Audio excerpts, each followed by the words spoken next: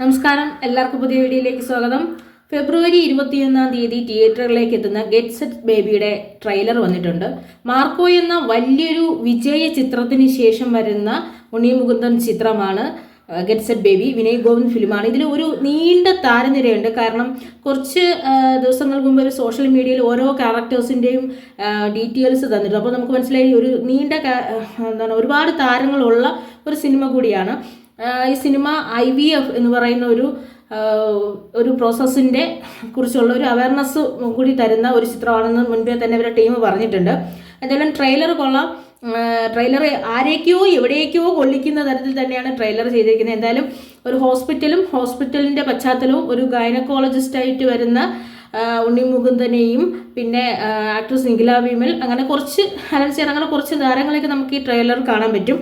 എന്തായാലും ആ സിനിമ പറയുന്നത് ഒരു ന്യൂബോൺ ബേബിയുടെയും അതുമാറ്റി ഒരു പ്രോസസ്സ്, അത് ആ ഗൈനക്കോളജി റിലേറ്റഡ് ആയ ഒരു പ്രോസസ്സിൻ്റെയും കാര്യങ്ങളാണെന്ന് നമുക്ക് മനസ്സിലായി. എന്തായാലും അതിൻ്റെ ക്രൂ ഒക്കെ കാണുമ്പോൾ നല്ല രസമായിട്ട് തോന്നിയിട്ടുണ്ട്. കുറച്ച് ഫണ്ണി മൊമെന്റ്സ് ഉള്ളതുപോലെ ട്രെയിലർ കാണുമ്പോൾ തോന്നുന്നുണ്ട്. മാർക്കോ ഒരു വയലൻസ് പടമായിരുന്നു. അതുകൊണ്ട് തന്നെ മാർക്കോയുമായി യാതൊരുവിധ ബന്ധവും ഇല്ലാത്തൊരു ചിത്രമാണ് ഗെറ്റ് സെറ്റ് ബേബി.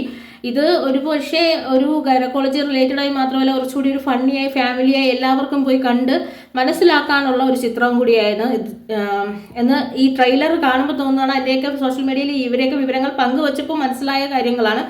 ട്രെയിലർ നല്ല രസകരമായിട്ടുണ്ട്. ഇതെല്ലാം കുറച്ചൊരു ചിരി മുഹൂർത്തങ്ങളുണ്ടെന്ന് തോന്നുന്നു. എൻ്റെ ഇടയിൽ പറഞ്ഞ പോലെ ചില കാര്യങ്ങളൊക്കെ നമുക്ക് ഇഷ്ടപ്പെടുന്നുണ്ട്. ബെസ്റ്റിയാണോ എന്നൊക്കെ ചോദിക്കുന്നത്. നമ്മൾ സ്ഥിരം ഇപ്പോൾ കേട്ട് വരുന്ന ചോദ്യങ്ങളിൽ 2-3 എണ്ണമൊക്കെ ഈ ട്രെയിലറിലുണ്ട്. ബെസ്റ്റിയാണോ, പിന്നെ ആരാടാ നിൻ്റെ ചേച്ചി, ഇതൊക്കെ കുറച്ച് കാലങ്ങളായിട്ട് നമ്മളെ ജീവിതത്തിൻ്റെ ഇടയിൽ നമ്മൾ അറിയാതെ ചോദിച്ചു പോകുന്ന ചോദ്യങ്ങളാണ്. അപ്പോൾ എന്തായാലും ശരി, നല്ലൊരു ചിത്രമായി വരട്ടെ. ഫെബ്രുവരി 21-ാം തീയതിയാണ് ചിത്രം തിയേറ്ററുകളിലേക്ക് എത്തുന്നത്.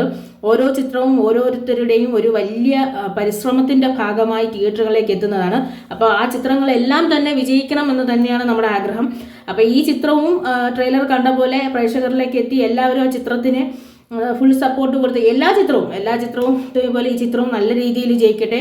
മാർക്കോ എന്ന സിനിമയ്ക്ക് ശേഷം ഒരു പാൻ ഇന്ത്യൻ സ്റ്റാറായി നിൽക്കുന്ന ഉണ്ണി മുകുന്ദൻ്റെ ഒരു കരിയറിൽ ഏറ്റവും നല്ലൊരു സമയം മാർക്കോ കൊണ്ടുവന്നു.